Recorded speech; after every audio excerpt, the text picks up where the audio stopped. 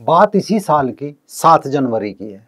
राजस्थान के अजमेर जिले के पुष्कर के बासोली गांव के करीब युवराज फोर्ट रिसोर्ट के स्विमिंग पूल पर 3 लोग चाय पी रहे थे। इनमें एक थे अजमेर छावनी के पूर्व पार्षद नेता स्वाई सिंह, दूसरे थे उनके दोस्त दिनेश तिवारी और तीसरा था खलील। दोपहर के करीब 1:45 थे। स्वाई सिंह के बेटे सूर्यदेव सिंह की 15 जनवरी की शादी होनी थी। ये तीनों लोग कार्ड बांट कर आए थे। इसी दौरान वहां 3-4 आदमी आए। एक ने हेलमेट लगा रखा था, बाकी बिना हेलमेट के थे। उन्होंने पहले कमरे के लिए पूछा, फिर स्विमिंग पूल की तरफ चल दिए। चाय पी रहे तीनों दोस्तों यानी स्वाई सिंह, दिनेश और खलील ने सोचा ये यहाँ रूम लेने आए होंगे। उन्होंने ध्यान नहीं दिया। अचानक तीनों ने दोनों हाथों से पिस्टल निकाली और इसके बाद अंधाधुंध फायरिंग शुरू कर दी। इसमें चाय पी रहे स्वाई सिंह की मौत हो गई, दिनेश घायल हो गया और खलील भाग खड़ा हुआ। अचानक तीनों हमलावरों में से एक युवक का नाम, जिसका सूर्य प्रताप था, उसने चिल्लाते हुए जोर से कहा, हमने अपने बाप की मौत का बदला ले लिया। नमस्कार दोस्तों, रंग दे बसंती देखना शुरू कर चुके हैं आप। मैं हूं राजीव चौधरी। कौन थे सूर्य प्रताप? आखिर उनके पिता कौन थे जिनकी मौत का बदला 31 साल बाद उनके बेटों ने लिया? इस पूरी कहानी का पिछला एक चित्र आज कल ट्विटर पर चल रहा है। लिखा है, आपको पता है कि ये तस्वीर किसकी है? ये वो युवा पत्रकार थे जो अजमेर सेक्स स्कैंडल पर अपने अखबार लहरों की बरखा में 76 किस्तें प्रकाशित कर चुके थे। कई सफेद पोशों की पोल खोली थी, कुछ की खोलनी थी। नतीजा क्या हुआ वो तस्वीर में दिख रहा है। दरअसल ये तस्वीर है एक पत्रकार मदन सिंह की, जिसने अजमेर दरगाह के खादिमों की करतूतों का काला चिट्ठा खोला था। जिसे अश्लील फोटो ब्लैकमेल कांड कहो या अजमेर दरगाह सेक्स स्कैंडल कांड कहो, जिस पर अभी अजमेर फाइल्स मूवी भी आने वाली है। शहर के सबसे रईस ताकतवर खानदानों में से एक चिश्ती परिवार पर, उसी चिश्ती परिवार का हिस्सा जो अजमेर के ख्वाजा मोइनुद्दीन चिश्ती दरगाह के खादिम हुआ करते हैं। पूरा शहर यह जानकर अचंभे में पड़ गया कि सामाजिक, धार्मिक और आर्थिक हैसियत में शहर के सबसे बड़े परिवारों में शुमार खादिम परिवार के लड़के फारूक चिश्ती और नफीस चिश्ती ने कैसे 100 से अधिक हिंदू लड़कियों को अपनी हवस का शिकार बनाया था, जिसकी कीमत मदन सिंह जैसे निडर पत्रकार को अपनी जान देकर चुकानी पड़ी थी। 21 अप्रैल साल 1992 राजस्थान के अजमेर शहर की नींद खुली तो चाय की चुस्की लेते हुए लोगों के हाथों में अखबार था।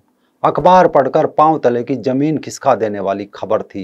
अखबार दैनिक नवज्योति पढ़ने वाले लोग हैरत में थे कि ये क्या हो गया। लोगों को यकीन नहीं हो पा रहा था, या यूं कहे कि वो घिन आ जाने वाली ऐसी खबर पर यकीन नहीं करना चाहते थे। इसीलिए एक दूसरे के पास पहुंचने लगे और बात बढ़ने लगी। फिर 15 मई को धुंधली तस्वीरों के साथ उसी रिपोर्ट का दूसरा हिस्सा प्रकाशित हुआ तो पूरा शहर बेचैन हो उठा। मई के महीने में शहर के एक बड़े गर्ल्स कॉलेज की लड़कियों की न्यूड तस्वीरें सर्कुलेट होने लगी। अच्छे और बड़े परिवारों से ताल्लुक रखने वाली 100 से अधिक ज्यादा लड़कियों की फोटो। जिन लड़कियों की तस्वीरें थी उनके साथ लगातार दुष्कर्म, गैंगरेप हो रहा था। इन्हीं में से कुछ लड़कियां स्थानीय अखबारों के पत्रकार और संपादकों के पास पहुंच गई थी। इन लड़कियों की आपबीती सुनकर हर कोई दंग था। अखबार में छपी तस्वीरें स्कूल कॉलेज में पढ़ने वाली लड़कियों की थी जिनका यौन शोषण हुआ था। आरोप था शहर के सबसे रईस और ताकतवर खानदानों में से एक चिश्ती परिवार पर, उसी चिश्ती परिवार का हिस्सा जो अजमेर की विश्वविख्यात ख्वाजा मोइनुद्दीन हसन चिश्ती की दरगाह के खादिम हुआ करते थे। आरोप लगा कि चिश्ती परिवार के लोगों ने एक के बाद एक लड़कियों को ब्लैकमेल करके अपनी हवस का शिकार बनाया था। लड़की के साथ रेप करते वक्त आरोपी उनका अश्लील वीडियो बना लेते थे या फोटो खींच लेते थे और उसी का डर दिखाकर उस लड़की की सहेलियों को बुलाया जाता था, उनसे भी रेप किया जाता था।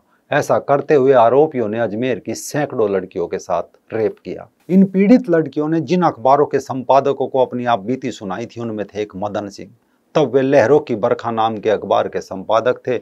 उन्होंने अपने ब्लैक एंड व्हाइट और हैंड मैनुअल ऑफसेट से पब्लिश होने वाले अखबार में ब्लैक मेलिंग कांड को लेकर एक सीरीज शुरू कर दी थी। इस सीरीज में उन्होंने पुलिस प्रशासन के साथ कई बड़े चेहरों को एक्सपोज कर दिया था। मदन सिंह की इस सीरीज ने अजमेर में नहीं पूरे देश को हिलाकर रख दिया था। 4 सितंबर 1992 को मदन सिंह ने अजमेर ब्लैकमेलिंग कांड की 76वीं सीरीज छापी थी।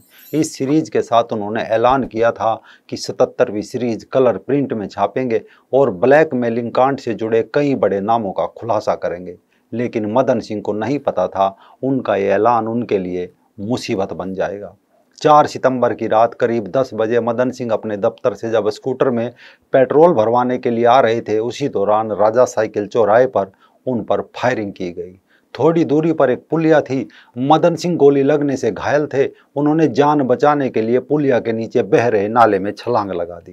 कार सवार हमलावर उन्हें मरा समझकर निकल गए, लेकिन मदन सिंह में सांस बाकी थी या कहो जान बाकी थी। वो जैसे तैसे करके गंभीर हालत में जीएलएन अस्पताल तक पहुंच गए।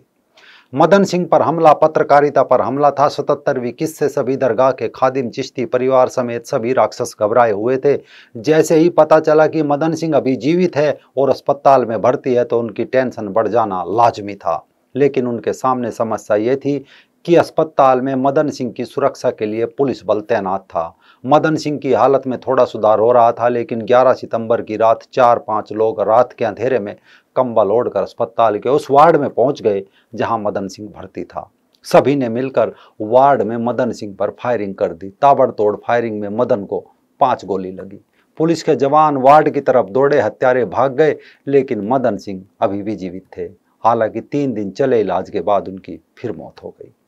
अस्पताल में भर्ती मदन सिंह पर हमला हुआ। उस दौरान उनकी मां घीसी कंवर वहां मौजूद थी। इस हमले की इकलौती गवाह वही थी। उनकी शिकायत पर पुलिस ने कांग्रेस के पूर्व विधायक डॉक्टर राजकुमार जयपाल, पूर्व पार्षद सवाई सिंह, नरेंद्र सिंह, सुधीर शिवहरे सहित अन्य लोगों पर हत्या का केस दर्ज किया। पुलिस ने सभी आरोपियों को गिरफ्तार किया, लेकिन धीरे धीरे सभी को जमानत पर छोड़ दिया गया, जो बाद में अदालत से इस मामले में बरी भी हो गए थे। जिस समय मदन सिंह की हत्या हुई वो 2 बच्चों के पिता थे। उनकी मौत के समय उनका बड़ा बेटा धर्म प्रताप 8 साल और छोटा बेटा सूर्य प्रताप 7 साल का था। बच्चों की दादी घीसी कंवर अपने दोनों पोतों को उनके पिता की ईमानदार पत्रकारिता के चलते हुई हत्या की कहानी सुनाती रहती थी। धीरे धीरे बड़े हो रहे बेटे प्रतिशोध की आग में जल रहे थे।